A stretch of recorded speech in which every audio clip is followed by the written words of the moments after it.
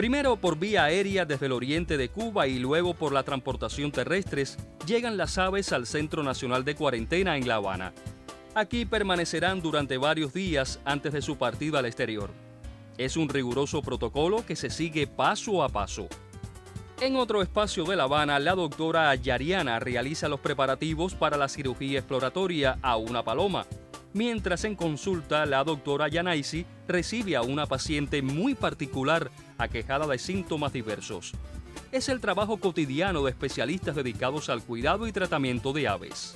Hasta hoy hemos visitado los aviarios más importantes del occidente de Cuba, de acuerdo a las especies que atesoran, la cantidad de ejemplares y las rarezas y mutaciones de estas aves. También hemos conocido sobre diferentes formas de cría y cómo se construyen diferentes tipos de aviarios.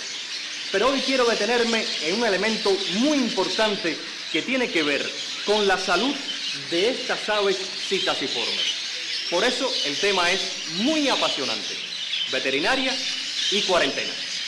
Sean todos bienvenidos, naturalmente.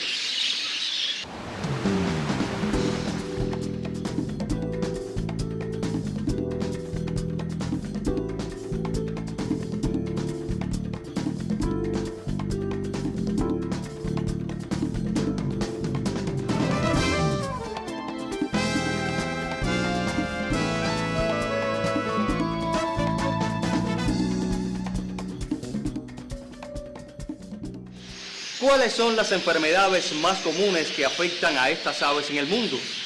¿Cuál es la situación concreta en nuestro país? Si se nos enferma un ave, ¿a dónde podemos ir? ¿Qué tenemos que hacer? ¿Cuáles son las exigencias de la entrada y salida de aves exóticas en Cuba? Buenas preguntas a propósito del tema de hoy. La llegada de las aves es solo el inicio de un proceso cuidadoso de exploración, estudio y manejo de aves citácidos. La observación detallada de todas y cada una de las aves confirma su excelente salud. Aquí están contenidos los datos de quién es el criador, de qué territorio proceden y el año de nacimiento. No podemos dejar fuera dos detalles. El primero de ellos, el guacal, espacio donde son transportadas las aves y que cuenta con características imprescindibles para su traslado en el territorio nacional, quizás con menos requisitos que el diseñado para el viaje fuera de fronteras, pero igual de confortable. Y el otro detalle, la tarjeta de trazabilidad. Aquí se ubican datos muy seguros que aportarán a los especialistas en su manejo dentro del Centro Nacional de Cuarentena de Aves. Es imprescindible para poder enviar aves, o sea, exportar aves hacia otros países del mundo, que las aves cumplan una serie de requisitos establecidos y que ellos van en un recinto que tiene que tener las condiciones elementales básicas que permitan hacerlo y que además esté autorizado por la autoridad veterinaria competente, en este caso el Instituto de Medicina Veterinaria y además por el Ministerio de la Agricultura. Las aves van arribando a este centro de cuarentena según un programa de pedidos que le vamos haciendo a las diferentes provincias. Esas aves tienen que llegar acompañadas de un certificado veterinario con cuño o amparado por cuño de la Dirección Provincial de Veterinaria de cada una de las provincias tributantes.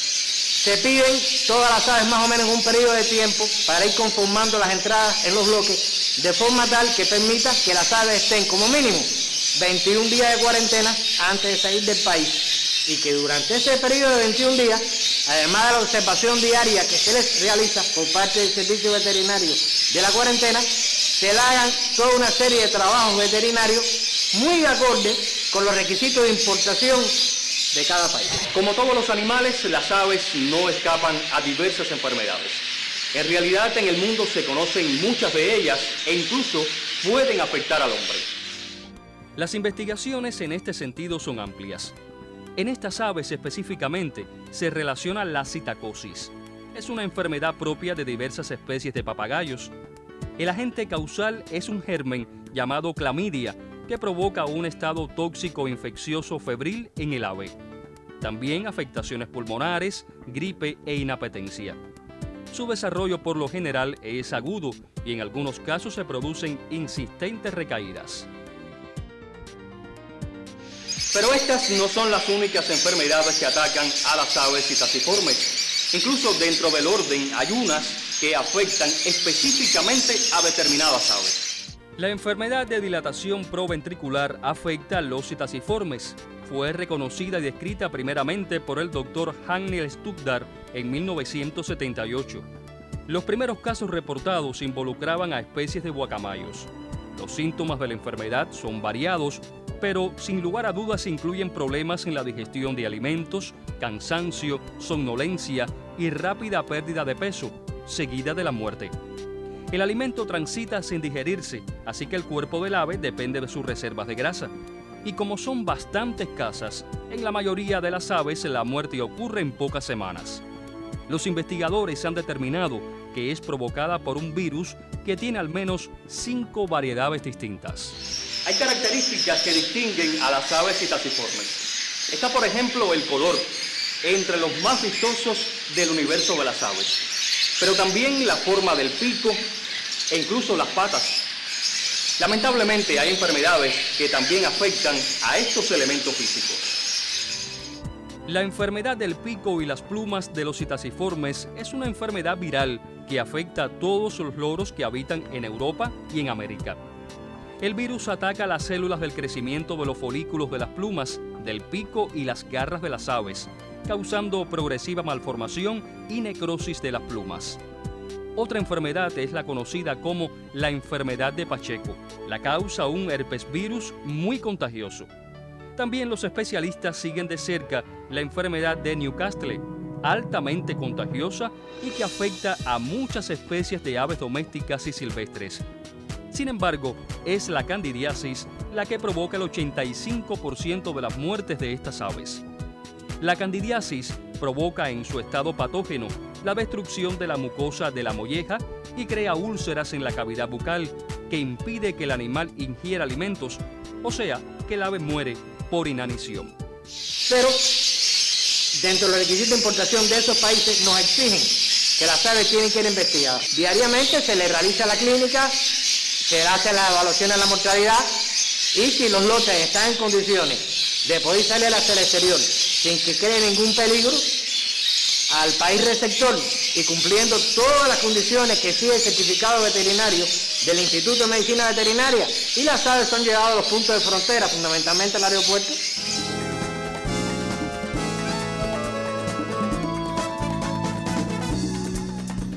Ya hemos conocido sobre algunas enfermedades que lamentablemente afectan a las aves citasiformes y que se manifiestan en el mundo. Pero en el caso concreto de Cuba, ¿cuál es la situación? Por los controles tan estrictos de entrada y salida de aves en Cuba, en la isla no aparecen estas enfermedades.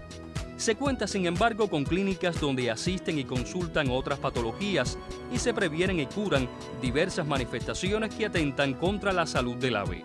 Por lo general, en el caso de las palomas, que es bastante frecuente su llegada, pues se afectan de problemas digestivos, eventualmente las patologías reproductivas, o sea, la hernia es una de las cosas que más atendemos. En el caso de las cotorritas, pues algún problema digestivo también, algún problema por alergia, autopicaje, que es muy frecuente, dado que las personas las tienen en cautiverio, pero no conocen muchas veces cuáles son las verdaderas condiciones de tenencia para estos animales y pues llegan ya bastante deteriorados. Una de las labores que tiene el médico veterinario de este puesto es la siguiente: hacer labor extensionista y conservacionista de las especies que viven en libertad. Por ejemplo, a la persona que tiene una cotorra, pues se le recomienda que tenga otro grupo de citácido, digamos un cacatillo, un periquito que nace en cautiverio y tiene las mismas gracias que una cotorra. En el caso de las bastante perseguidas por los niños, adolescentes y adultos, pues son los azulejos, los negritos. Estos animales son de la vida libre. ¿Por qué no un canario? ¿Por qué no una isabelita? Que también cumple el mismo rol y también se reproduce en cautiverio. O sea, no estaríamos causando ningún daño y pues tenemos nuestra ave para disfrute de toda la familia de manera similar.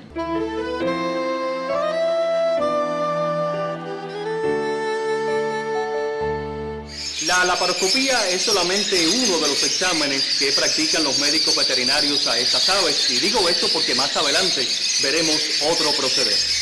En tanto, se prepara el local donde se realizará el examen exploratorio para determinar el sexo y a apreciar el estado de los órganos reproductivos. Volvemos a otra de las áreas de la cuarentena. Reiteró que si hoy Cuba está libre de enfermedades contagiosas que afectan a estas aves, es en gran medida a la puesta en práctica de regulaciones para la entrada al país de estas. Regulaciones que limitan, entre otros aspectos, el área geográfica de origen. Existe mundialmente una organización internacional de epizootia, en la cual tiene una oficina y a la cual cada uno de los países está obligado a remitir en un periodo de tiempo establecido la aparición de enfermedades de declaración obligatoria. ¿Cuáles son las enfermedades de declaración obligatoria? Aquellos que cada país tiene que informar, nada más se confirma la presencia de ellos en su territorio nacional. El Instituto de Medicina Veterinaria domina bien esa situación. Si nosotros necesitamos entrar aves de un determinado país, como pie de cría, como nuevas especies para reproducir en el país, se le solicita, mediante documento escrito, la autorización de entrada. Si el Instituto de Medicina Veterinaria considera que el país tiene las condiciones sanitarias óptimas, que no van a poner en peligro la estabilidad sanitaria de Cuba, ellos se autorizan a entrar esas aves, bajo condiciones de cuarentena.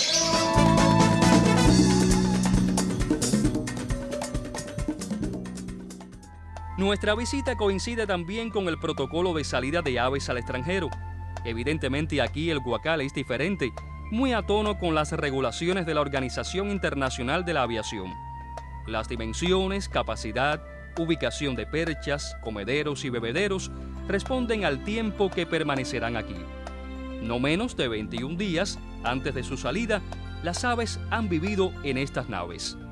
Entonces, han sido varias las pruebas y exámenes de salud, además de una adecuada alimentación y manejo. Hay otro elemento muy importante que tiene que ver con el proceso de entrada y salida de aves exóticas a nuestro país, y me refiero a la cuarentena.